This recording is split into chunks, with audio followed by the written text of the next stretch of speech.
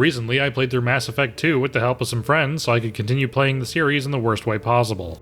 The following is a completely accurate summary of the campaign. Trust me. The game begins with importing our Fuck You Shepard save file from the first game, and you better bet I'm still going to be laughing at that every time I see it, and we cut to a conversation between Shart and Mean and Wienerlicious about how we did such a good job during the first game, which isn't how I remember it, but if you say so. Then we cut to a recap text slide that gets overshadowed by the incoming comic recap in about, 23 seconds from now. And we get a cutscene of our ship, which I specifically avoided nicknaming in the first game's script because I couldn't come up with a good name. We're attacked by a mysterious potato clock that kills Elvis, which I'm pretty sure is not how it happened, which we get over immediately and abandon ship, but not before yanking Sheldon out of his chair because BioWare couldn't afford the rights to MODOK. We decide to take one last look at our ship with our special eyes because we have no sense of self-preservation, and surprise, it ends up killing us, but that's okay, we'll recover. Then we cut to a 13-minute recap of the events of the first game, which is actually tailored to the choices that I made and is presented in comic book format, so I'll forgive the egregiously long time it takes to get through. Also, every sequel should have some kind of recap anyways. After die because no air and burning to ash on re-entry, Wienerlicious recovers our body that is somehow not just ash and dust, and she wipes her brow and sweats her rust, and hang on, what am I reading? Wienerlicious Robocops us back to life by breeding our charred corpse with a ditto, and I design our $6 million man before Fuck You Shepard wakes up from a bad dream about people watching his YouTube videos and not being subscribed, but we're forced back to sleep by Wienerlicious, and usually a hot woman telling me to lie back down would be comforting, but I need to know if they click that button. Did they subscribe? Tell me! We wake up and choose violence, where we go through some basic cover shooter tutorial, which is still not amazing, but it's at least a massive improvement over the first game, and I don't feel like tearing my eyes out whenever there's a gunfight, at least until later. Looks like someone forgot their wheelchair. What are you punching? Don't know. We watch some people get dead spaced and meet a guy who looks like a Fallout 3 character. Seriously, what's up with this dude's textures? Why is he so smooth? What are you looking at, smooth skin? But now we do get a pop-up tutorial. Fuck you, BioWare. We're contacted by a volleyball that gets jumped by some robots, so we go to help him, but it turns out he's got a lame leg, which means we've got to put him down, but we're lazy, so we'll keep him around for a few more minutes. Also, Fallout 3 Face lets us know that we were revived by Cerberus. Who? They weren't in the first game. Am I supposed to know who that is?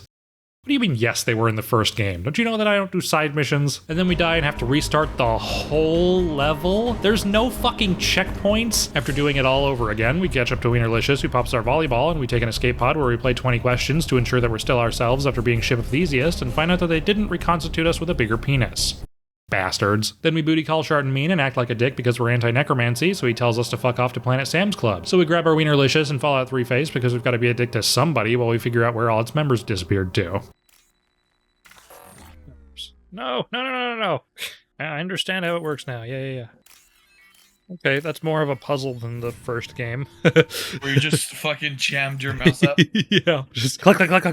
Surprise, stock image lady is here, so we act like an asshole to her just like old times, but at least it's not a racist asshole this time, and it turns out that they're here to find their buddy Vitor, which is his actual name, who's holed up in a Costco across town, so we fight his refrigerator because it's running, and we head inside to find him denying insurance claims, so we shoot at him because we were feeling inspired. Vitor shows us a video of Benicio del Toro kidnapping all the Sam's Club members for his Antiques Roadshow collection, so we decide to add Vitor to our Pony Jar collection, but Shart and Mean donates him to Goodwill without asking us first.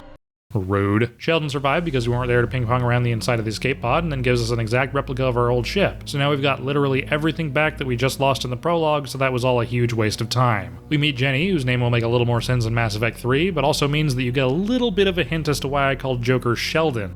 It's not Big Bang Theory. And now we're off to... Oh hey, it's High Charity. Charity's not looking so good anymore. On board, we're greeted by a gay slur who's shushed away by Bordas, who tells us to meet someone in a club, but it's not Keith David giving us a booty call, so we'll show up when it's convenient. We meet up with, holy shit, is that Carrie-Anne Moss? And ask her if her refrigerator is running so we can go catch it. Then we go undercover as mercenaries because it's more socially acceptable to murder people and not a fridge, and I accidentally do a good guy thing because I'm a monkey that saw a flashing light. Don't worry, we balance it out with a bad guy thing, and we give some people back shots and stumble across Slim Shady, who's the real Slim Shady, and we help him stand up against some tourists on his bridge, until he gets gunned down by the local tourism board, but it's okay, he'll recover. Literally the next scene, he recovers. On our ship, AOL lets us know that we've got mail, and we head up to find Carrie-Anne's other fridge, but it's in a quarantined area. Luckily, we have a key, and it rhymes with grenade launcher. It's grenade launcher.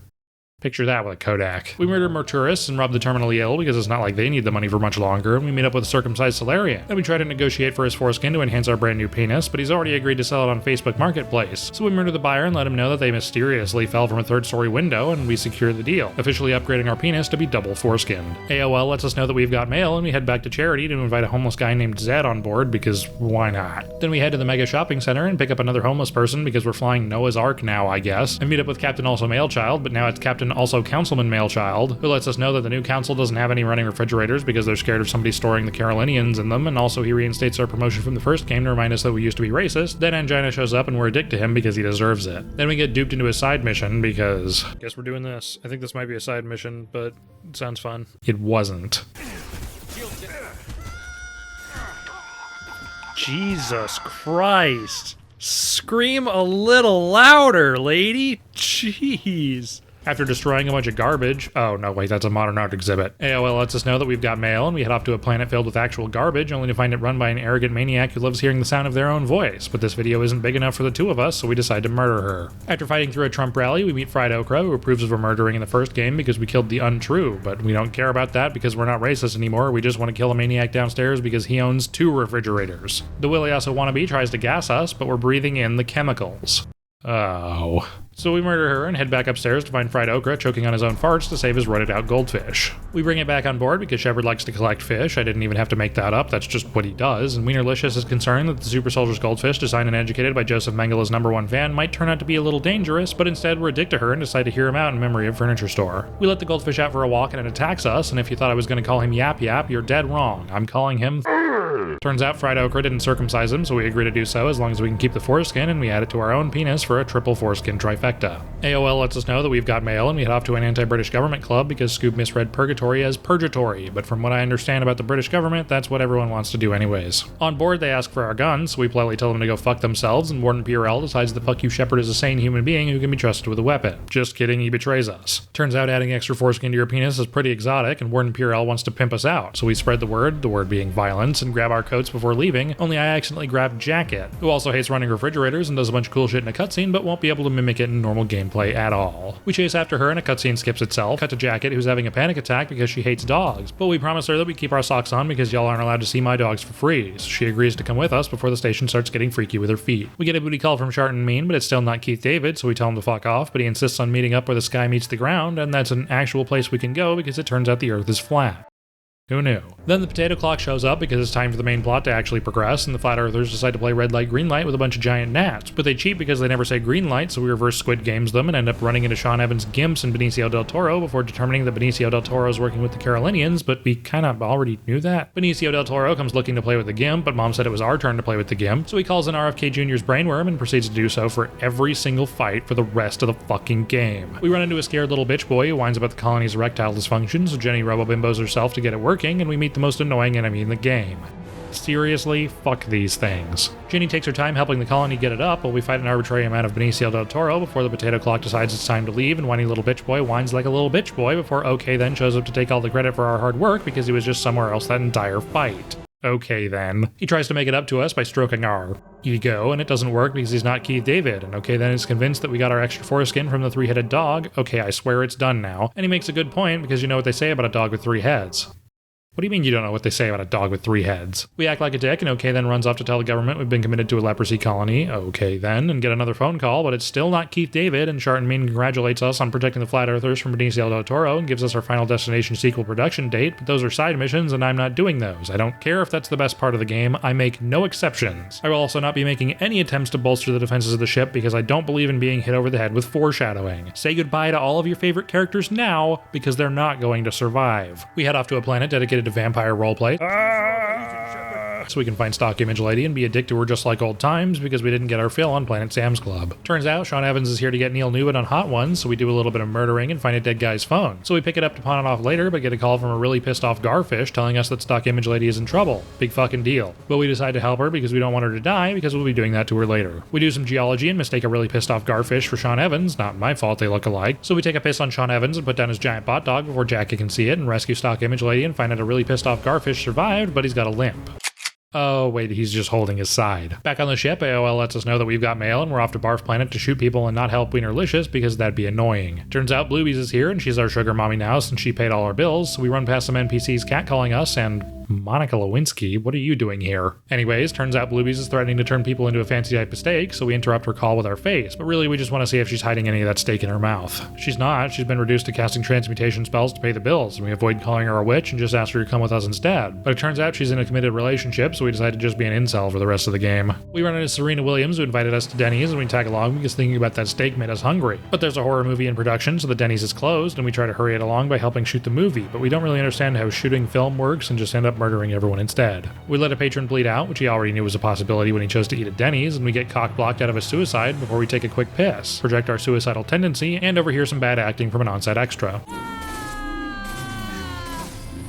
Yeah, that really sounded like a genuine scream. Oh no! I'm on fire and dying! Ah! Is that good? Yeah, whatever. Here's $10. I beat the shit out of the cast and then order a little bit of murder for Desert, which Scoob has misspelled in the script, so I'm just going to say that instead of the correct word because I'm bound to only what the script tells me to say. I've never once improvised anything in a video, ever. Yes, all of that was also written in the script. We have a chat with the producer before Gritty Reboot Kermit drops from the ceiling and does some cool shit in a cutscene that he won't be able to mimic in gameplay at all. Turns out he was shooting a shitty live-action Among Us movie as part of the Make-A-Wish program because it's his life goal to make everything gritty and colorless because he's a huge fan of Zack Snyder. So we let him know our plan to get everyone killed and he agrees to tag along because he was already going to die anyways. Fallout 3 Face has an opinion, but no one asked. AOL lets us know that we've got mail, and we get some Bluebee mail from the Bug Queen that I didn't kill in the first game, thinking I had to spare it because I wanted Bluebees, before we head over and talk to more Bluebees about a sequel. We murder some Moon Goons and walk in on a few who gooned a little too hard to Bluebees 2 Electric Bluebaloo, who's after, something, I guess, and is threatening to violently murder everyone to get it. But she's bound by an arbitrary code of ethics and is being detained for trying to enjoy a succulent Chinese meal, so now we've got to go do it all for her because we're the main character. We run back the way we came into Pityfap, who's been smuggling some moon cheese for the Moon Goons, and after double checking that he didn't use any refrigerators, we bully him into telling us the secret password to the Gooner base, but we forget it 2 seconds later, so we use the backup password. We meet a Moon Goon gooning to the moon, claim she's not Moon Gooning, but we shoot her in the poon because she's a loon, and I'm gonna go watch a Denis Villeneuve movie now because I've run out of rhymes. We run into Lower Tier God, who's ready to obliterate the power scaling in the Mass Effect universe, but he gets his powers from moon cheese and is incredibly lactose intolerant like me, and he has some smelly farts that shoot him off at Mach 5 and in the next room. Worst part about eating ice cream, hands down. No, I'm not going to stop. Captain Wasabi is monologuing, but I'm not paying attention because I'm thinking about Bluebees, so we kill her and find out Bluebees 2 Electric Bluebaloo's person of interest ran off on a Greek goddess, but that's a side mission, so we won't be doing that, but actually we will be doing that, but I'll get back to that later. We double back and relay the news, so Bluebees 2 Electric Bluebaloo swears an oath to us, which really just entails standing there being useless and dying at inconvenient times like she's roleplaying Donald Duck. Back on the ship, we talk to and Jacket about doing some side quests because the game's main plot will literally not progress until you do so. Hooray. Is going through puberty, and Jacket lets Mickey know that they put bugs in her, so AOL lets us know that we've got mail before we head off to Too Fast Too Chunky for a grocery run to get a whole raw potato that he can eat anytime he gets the urge because no one's allowed to be a whore on this ship but Shepard. We get stopped on the way in, but they can't stand to stare into our special eyes. They let us in, and we find Wallace Shawn in the middle of an hour-long meeting that could have been an email, so we interrupt the meeting and piss off corporate, so Wallace Shawn politely asks him to quiet down. Wallace Shawn tells us about team-building exercises, and we tell him about going through puberty, and he points us towards the doctor for circumcision. So we head upstairs to break the bad news, but we find corporate bitching about it, so we finally do something cool. Corporate fucks off, and Beef Kroganoff tells us that we have to go fight an arbitrary amount of enemies, so we fight an arbitrary amount of enemies and a reused asset before we slam our penis in a car door. Isn't satisfied, but luckily Corporate shows up to satisfy his needs in only a way that hands can satisfy. Only Corporate wants to work in a refrigerator factory, so we slam their penis in the car door and go back to Beef Kroganoff, who congratulates us on completing women's suffrage. And since has women's rights now, he's officially a man. Back on the ship, AOL lets us know that we've got mail before I accidentally start a DLC mission. Whoops. So I reload the save, haha, fuck you Shepard save file, and get Mako flashback nightmares before I wake up in a mandatory side mission. What? Turns out we're here to get Jacket to take her socks off, so we Michael Vick some dogs, but her demons manifest, so we use the power of Christ to compel them to fuck off, and make Jacket put down Isaac Clarke with Dead Space's sales numbers so we can nuke this shitty mission and finally progress the main plot. Ring ring, it's Shart and Mean, who says it's time to eat the whole raw potato, so we hop on board the potato clock and come across a snack for later before finding some dessert, which Scoob did spell correctly this time, and discover that Benicio del Toro used to be the Forerunners, and shows us his good side while Hacker Voice tries to speak. We borrow a gun because it's not like they're going to be using it. God. Oh God. Oh god, the screen shake. Oh my god. And mi papa tiene 47 años. So we plug in our zip bomb for Jenny before RFK's brainworm tries to trigger Sheldon's epilepsy, and we spin around like a record baby into fighting an arbitrary amount of enemies. Afterwards, Jenny assumes control and reveals Short and Mean knew mi papa tiene 47 años was a trap, but we have to escape the trap first, so we'll worry about that later. We beat off Benicio del Toro and his gimps that he borrowed from Sean Evans before we escape, giving mi papa another años to live. Short and Mean gives us a call, and we're happy to accept for once, even though it's not Keith David. So we shake our finger at him to express our displeasure, and he promises to upgrade our ship with IVF treatments in return. So he flicks us the geoloc data, and the team insists we should build up the team, but the team can team up and fucking off because I'm not building up the team. I said this already, they should have been paying attention to the video. So we get our fuck on and turn the team off by chatting up Bluey's 2 Electric Blue Blue about her estranged daughter who ran off on a Greek goddess. And she tells us their daughter kills by Snoo Snoo, which sounds like a win-win for us. So it turns out that we will be doing a side mission right after we run to abort the babies of the comatose Carolinian because Shepard is pro-abortion. Not pro-choice, pro-abortion. On board, we find out that someone had rummaged through our snacks that we were saving for later, and we discover Sean Evans' gimps are here on strike due to unsafe working conditions. But Shepard is anti-union because they might try to regulate his sexual harassment, so we murder them. After pissing on the gimps, we run into the son of Professor X, but it turns out he's not here to kill us, he's the real union buster. So he shoots some gimps in the head before they can give us tender little neck kisses and calls us the Lord of Sheep Herders because brain no work with big hole in chest. We fight off some more gimps and yoink the IVF treatment before we hacker man the Carolinian's embryo, but it turns out this will be the child that cures cancer, so he backs off into a gimp who rocks his world. We walk in and ask if the Carolinian embryo can hear the silence, can you hear the dark, can you fix the broken fucking script? Are we picking up radio signals or something? We abort the embryo because we want to turn him into an omelet, and the Carolinian starts falling down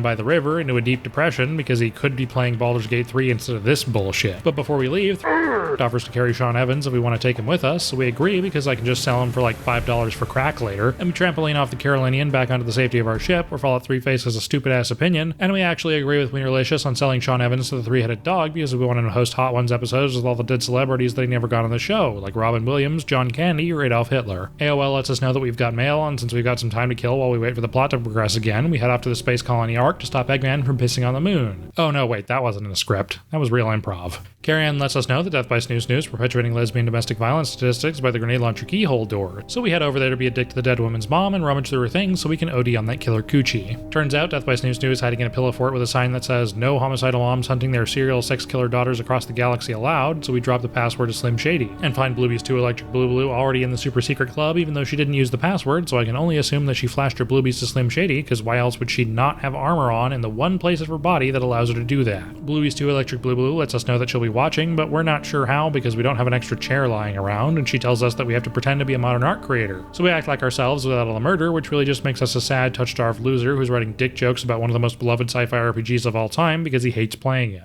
Death by Snoo Snoo locks eyes with us from across the room. We down our drinks as the rhythms boom, and she takes our hand and skips the names. And hang on, I need to go stick Scoob in an island by himself for writing this. Death by Snoo Snoo invites us back to her place, and we discover we can't incel hard enough because it turns out you always have to pick the bottom dialogue option to be a bad person, which isn't really how I thought dialogue options worked, but alright. So we make a small correction to the timeline and let Death by Snoo Snoo kill Bluebee's 2 Electric Blue Blue. Conveniently, Morinth can just flawlessly impersonate her dead mom, so BioWare doesn't have to re-record all of Samara's voice lines with Morinth's voice. Do you think she uses her biotics to droop her boobs? That was a Scoob question. No, I don't know what's wrong with him. We do some more game-mandated procrastination and decide to help Slim Shady get revenge on Slim Shady again. Didn't we do this in the first game? Which Slim Shady is the real Slim Shady? Please stand up so I can murder you and get this over with. AOL doesn't let us know that we've got mail, and we meet up with Dinglemutt Funksnout, who doesn't give us what we want. So we shoot his friends, and he gives us what we want, so we run up to the Costco district and reunite with the drunken loser from the first game who's homeless now. So we kill all his refrigerators before Slim Shady teleports behind him and tells him it's nothing personal, kid. Then Slim Shady beats the shit out of him for being a homeless drunken loser before making him call Slim Shady about his car's extended warranty. We cripple the homeless drunken loser and head off with Slim Shady to kill Slim Shady, but he wants us to talk to him first because he doesn't want it to be easy, I guess, so we ask him about the weather and give him an opportunity to run even though we didn't mean to, but instead Slim Shady just briskly walks and dies from murder. Back on board, AOL lets us know that we've got mail and the plot decides an arbitrary amount of time has passed, so we're allowed to progress the story now.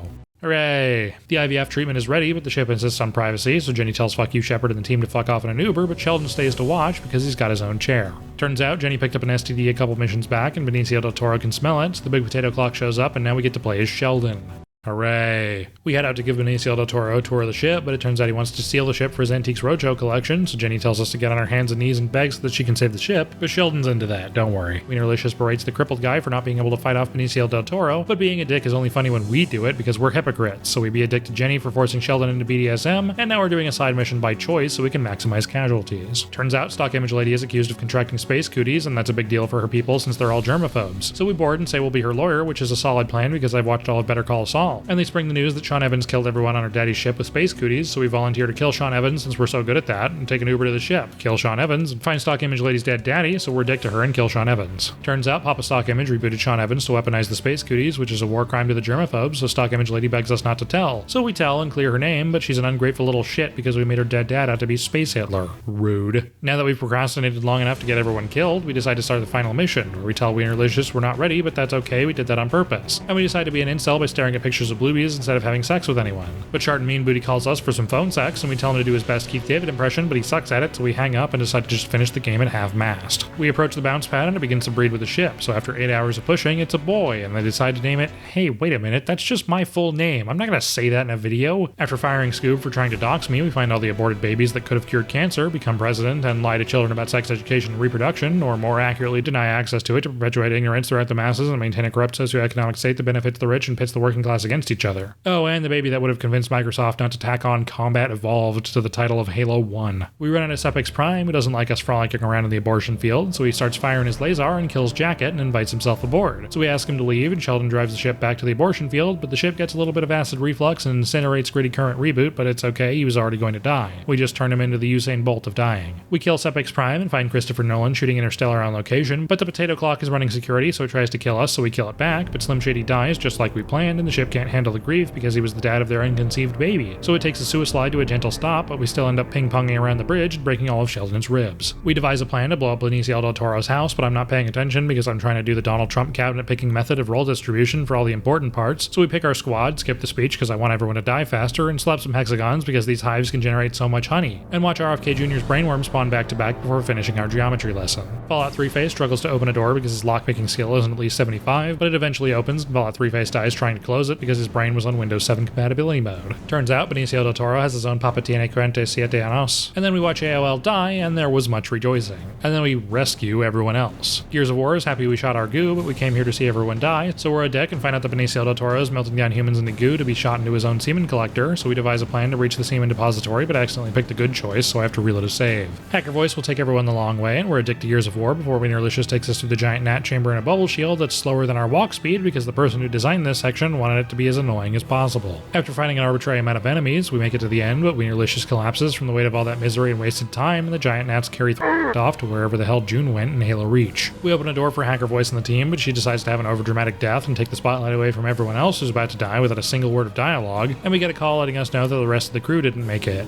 Oh no. Anyways, Benicio del Toro is coming behind us. We have Wienerlicious stay behind to take the load of the enemies coming this way, and we take an Uber with Zed and Death by Snoo Snoo to fight an arbitrary amount of enemies before the final boss, which turns out to just be a Carolinian made of hummus. We destroy the salmon collectors and watch it get knocked down instead of up, so we tell Circumcised Solarian to leave it because we're detonating the nuke that comes standard in every Uber, but Chart and Mean calls and tells us how to Chart Mean all over the place and keep it intact while killing Benicio del Toro, but that sounds like effort, so I opt for the nuke, and the hummus Carolinian gets back up and tells us that we're never going to keep it down, so we put it down and save Zed from falling into the box of despair, but another Uber wrecks into our Uber and kills him anyways.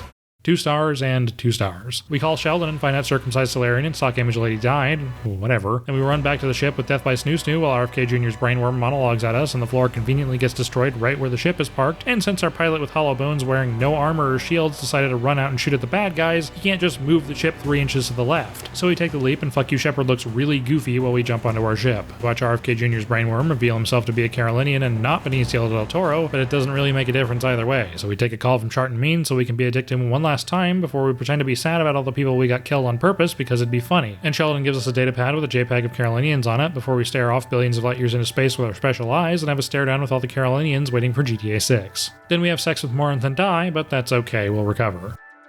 Game over. Scoob's written here that he's never going to do another script again, but he doesn't know that he doesn't have a choice.